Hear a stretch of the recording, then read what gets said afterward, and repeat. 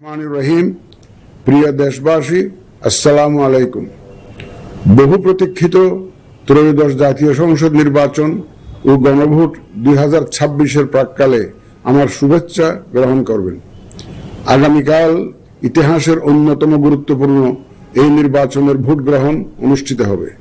এই ঐতিহাসিক মুহূর্তে আমি গভীর শ্রদ্ধার সাথে স্মরণ করছি মহান মুক্তিযুদ্ধে শহীদদের।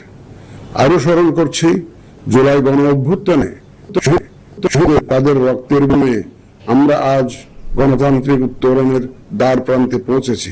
আমি তাদের রুহের মাগফিরাত কামনা করছি। আমি একই সাথে আহত জুলাই যোদ্ধাদের আশু আরোগ্য ও স্বাভাবিক জীবনের জন্য দোয়া করছি। প্রিয় দেশবাসী, এই নির্বাচনে ভোটদান আমাদের শুধু নাগরিক অধিকারই নয়, বরং দায়িত্ব। আমি আশা করি আপনারা সকলে সচেতনভাবে এই দায়িত্ব পালন করবেন। রাজনৈতিক দল, প্রার্থী ও ভোটারদের প্রতি আহ্বান, শান্তি ও সৌহার্দ্যপূর্ণ পরিবেশ রক্ষার্থে সকলে দায়িত্বশীল ও যত্নবান হবেন। ভিন্ন মত গণতান্ত্রিক প্রক্রিয়ায় একটি স্বাভাবিক বিষয়।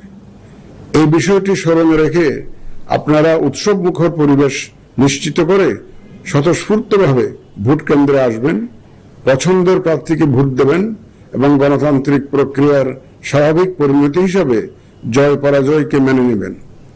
ভোটার, প্রার্থী, নির্বাচন সংশ্লিষ্ট কর্মকর্তা, আইন প্রয়োগকারী সংস্থা, সাংবাদিক, পর্যবেক্ষক, সেবা প্রদানকারী সংস্থা ও ব্যক্তিসহ সংশ্লিষ্ট সকলের কাছে অনুরোধ, ব্যক্তিগত কষ্ট ক্লেশ তুচ্ছ করে জাতীয় নির্বাচনের এই মহতী ব্যবস্থাকে সহযোগিতা করে সার্থক করে তুলুন।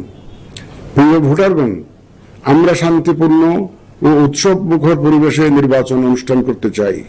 যে কোনো অনভিপ্রেত ঘটনা মোকাবেলায় নির্বাচনী কর্মকর্তা, মাঠ পর্যায়ে কর্মরত বিচারিক ও নির্বাহী ম্যাজিস্ট্রেট এবং আইন প্রয়োগকারী সংস্থাকে সহায়তা করুন।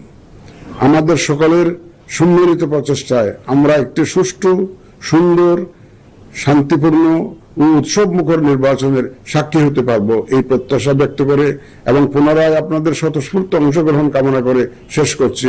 মহান আল্লাহ আমাদের সহায় হন।